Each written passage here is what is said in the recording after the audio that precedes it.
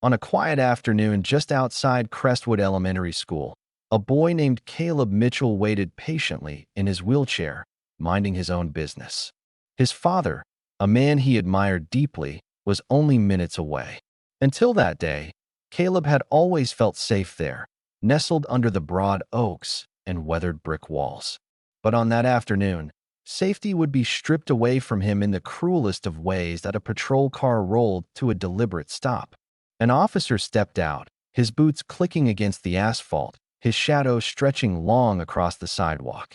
His name was Officer Darren Blake, and there was something in the sharpness of his gaze, the tightness of his stride, that made Caleb's stomach clench.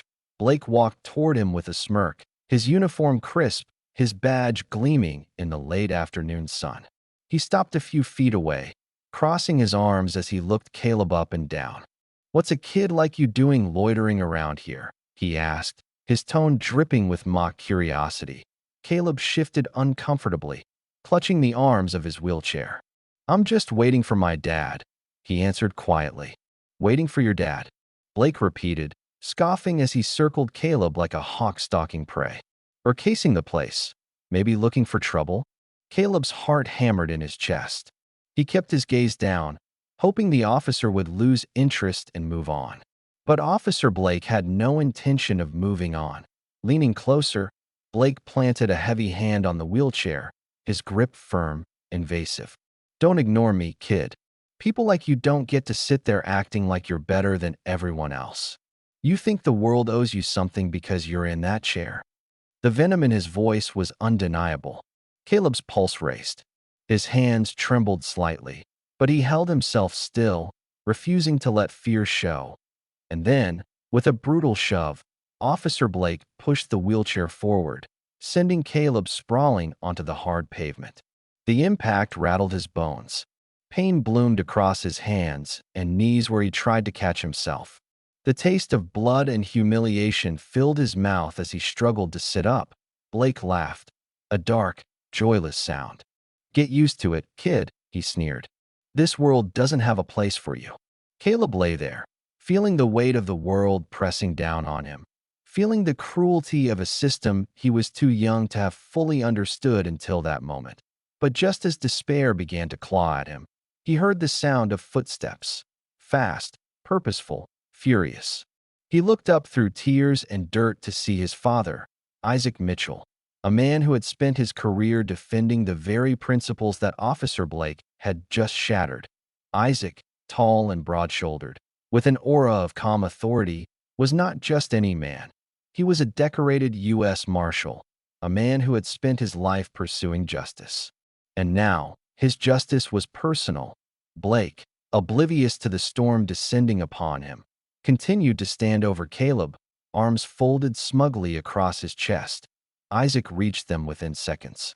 His eyes took in the scene with a single glance.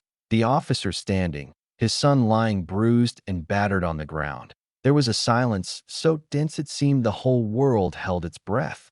Isaac knelt beside Caleb, checking him gently for injuries. His voice, when he spoke, was calm but dangerous in its steadiness. "Are you hurt?" Caleb shook his head, blinking back tears. He tried to answer, but his throat closed up. Instead, he clung to his father's arm. Isaac straightened, his eyes locking onto Officer Blake with a gaze so cold it made the younger man flinch. "Care to explain what just happened here, officer?" Isaac asked, his voice low and lethal. Blake shifted, his earlier bravado wavering slightly. "The kid was loitering. I was just doing my job." "Your job?" Isaac repeated quietly, his voice carrying more weight than a shout ever could. "Your job is to protect and serve, not assault a child." Blake opened his mouth to protest, but Isaac cut him off. "My name is Isaac Mitchell, U.S. Marshal, and you just assaulted my son." For a moment, Blake paled. Then, desperately trying to regain control, he sneered. "So what? Think that badge makes you better than me?" Isaac didn't answer. He simply pulled out his phone, pressed a button, and played the recording he had captured from a distance. The officer's sneering words, the sound of Caleb hitting the ground, the cruel laughter. Blake's face drained of color as the reality of the evidence set in. You'll be hearing from my office, Isaac said, his voice clipped. You're done. Parents and teachers had begun to gather, whispers rippling through the crowd. Their faces were mixtures of horror and anger as they realized what had transpired. Blake took a step back, his swagger gone. This is all a misunderstanding, he stammered. The kid was suspicious. He was a 12-year-old waiting for his father, Isaac said, his voice cutting sharper than any blade. You decided he was guilty based on nothing but your own prejudice. Blake opened his mouth again, but Isaac had already turned away, focusing his attention on Caleb. Gently, Isaac lifted his son back into his wheelchair. Caleb clung to him, drawing strength from his father's steady presence. Isaac straightened and faced the small crowd. You all saw, he said, voice clear. You saw how a child was treated by someone who wears the badge. The murmurs grew louder. Several people pulled out their phones, recording, documenting. Blake backed away further, realizing the tide had turned irrevocably against him. Isaac pushed Caleb toward their car, leaving the officer behind, swallowed up by a growing tide of outrage at Getty home that night. Caleb sat in the living room, staring at the floor. Isaac knelt in front of him. You did nothing wrong, Caleb, he said. Nothing. I know, Caleb whispered. But it still hurts. Isaac nodded. I know it does. But we're going to make sure he answers for what he did. And they did. The video went viral within days. News outlets picked up the story. Public outrage exploded across the country. Calls flooded the police department demanding accountability. An internal investigation was launched. Isaac testified, calmly recounting the events, letting the footage speak for itself. Officer Blake was suspended. Then he was fired, but it didn't stop there. Isaac pushed for broader reform within the department. Training programs were overhauled. Diversity and sensitivity workshops were instituted. A civilian oversight committee was established.